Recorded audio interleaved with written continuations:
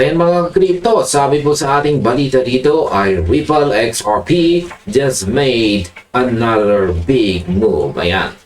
Ang Ripple daw o XRP ay gumawa na naman ng isang malaking galaw. Kaya ano nga ba ang malaking paggalaw na yan? Meron po kasing panibagong malaking hakbang na ginawa ang Ripple na umiikot ngayon sa buong crypto community. Habang ang ibang tokens po ay abala sa panandali ang galaw ng presyo, ang Ripple ay tahimik na gumagawa ng mga galaw na direktang nag-uugnay sa kanila sa traditional na mundo ng finance. Ayon po, sa pinakabagong ulat, ang Ripple ay gumagawa ng strategic investment na lalong nagpapalakas ng kanilang position sa institutional infrastructure. Kaya ang tanong po ng marami, ano ba talaga ang ibig sabihin ng hakbang na ito para sa hinaharap ni XRP? Kaya sa video na ito ay pag-uusapan po natin ang mga detalye ng bagong kaganapang ito ng walang halong komplikadong mga technical analysis charts. Kundi, nakapokus lamang po tayo sa balita at sa mga pananaw na ibinahagi ng analyst natin dito na si John Squire. Yan, gusto nating malaman kung paano po binabago ng Ripple ang kanilang strategy at kung paano po ito makakaapekto sa buong ecosystem ng XRP Ledger ngayong taon. Ayan, bakit nga ba napakalaki ng Zilo investment ng Ripple para sa ating lahat? Ayon po sa mga detalye, ang Ripple ay kamakailan lamang nag-announce ng kanilang strategic investments sa UK-based fintech companies na Zilo at saka Liquido.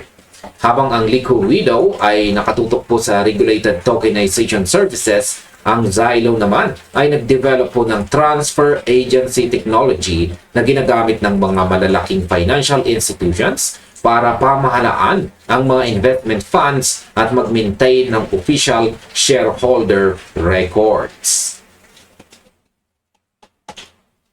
Ngayon, sa aking opinyon, ang hakbang na ito ay nagpapakita na ang Ripple ay hindi na lamang nakakulong sa tinatawag nating cross-border payments. Dati, ang alam ng lahat ay sa XRP ay para lang sa mabilis na pagpapadala ng pera sa pagitan ng mga bansa. Pero sa pagpasok nila sa mga kumpanya tulad po ng Zilo, malinaw na pinapalawak nila ang kanilang teritoryo papasok sa core infrastructure ng traditional na finance o TradFi.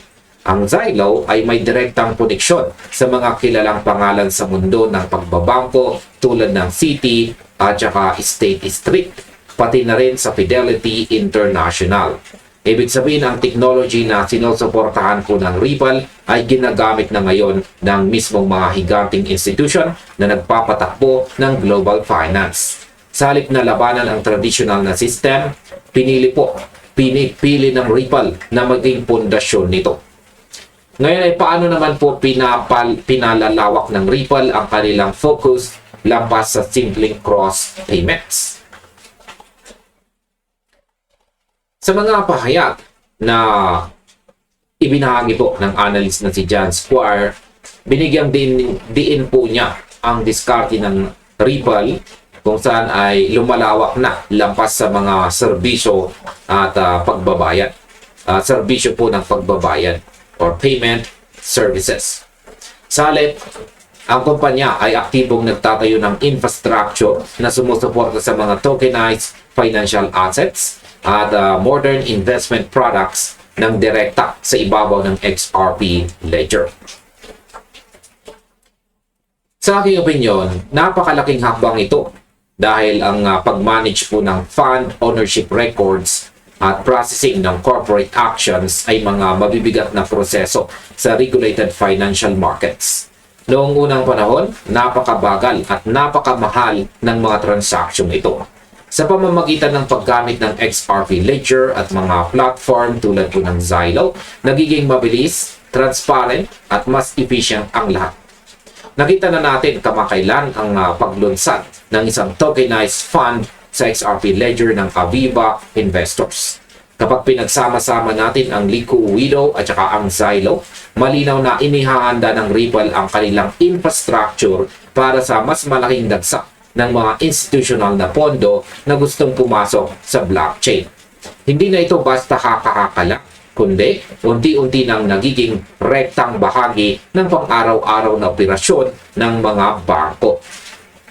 Ngayon ay paano naman po pinatutunayan ni John Squire na mali ang mga nag-aalinlangan kay XRP? Ayon po kay Squire, ang pag-unlad na ito ay isang direktang sagot sa mga kritiko, partikular na sa ilang mga taga-suporta ng Bitcoin na matagal nang nagsasabi na hindi gagamitin ng mga traditional na institution si XRP o ang XRP Ledger sa totoong buhay. Ayon po sa kanyang mga pahayag, ang mga prediction na walang gagamit sa XRP ay unti-unti nang nawawalan ng kredibilidad habang ang Ripple ay patuloy na nag-a-announce ng mga bagong international partnerships. Ngayon, sa aking opinion, sumasang-ayon ako sa punto ni Squire dito dahil sa loob ng maraming taon, naging tampulan ko ng batikos sa XRP dahil sa tingin ng iba ay hiwalay ito sa tunay na market ng financial. Pero kung titingnan po natin ngayong taong 2026, ang real-world asset tokenization ay isa na sa pinakamabilis lumalagong sektor sa mundo ng finance. Ang XRP Ledger ay nagiging pangunahing network para sa pag-issue at pamamahala ng mga tokenized assets. Bukod po dyan, nandyan din ang RLUSD stablecoin ng Ripple na idinisenyo para sa regulated cash settlement, habang sa XRP naman ang nagbibigay po ng low-cost transaction processing at mabilis na settlement. Ang kombinasyong ito ang nagbibigay po ng lakas kay XRP para manatiling relevant sa kabila ng mga pagbabago sa presyo sa market. Ngayon ay ano naman ang ibig sabihin ng mga galaw na ito para sa kinabukasan ng Ripple? Sa kabila po ng patuloy na pagbabago at pag-fluctuate ng presyo sa cryptocurrency market sa maikling panahon, ang mga kaganapang ito ay nagpapakita ng Ripple ay nananatiling nakatutok sa kanilang pangmatagalang layunin. Ang pagpapalawak ng kanilang network sa pamamagitan ng mga strategic investments ay patunay na sapat ang kanilang determinasyon na baguhin ang financial system. Sa aking opinyon, ang mensahe dito ay napakalinaw. Ang focus po ng Ripple ay nasa adoption ng mga institution. Bagamat ang mga retail traders ay madalas na nakatutok lamang sa mga chart at araw-araw na galaw ng presyo, ang tunay na halaga ay nabubuo sa likod ng mga eksena sa pamamagitan ng mga kasunduang tulad nito.